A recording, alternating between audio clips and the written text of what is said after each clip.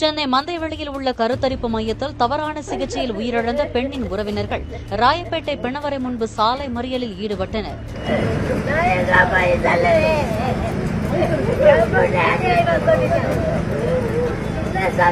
ஊரப்பாக்கத்தைச் சேர்ந்த அமல சோபியா என்ற பெண்ணுக்கு குடும்பத்தினரிடம் சரியான காரணம் சொல்லாமல் கருப்பையில் சிறு அறுவை சிகிச்சை மேற்கொள்ளப்பட்டதாக கூறப்படுகிறது.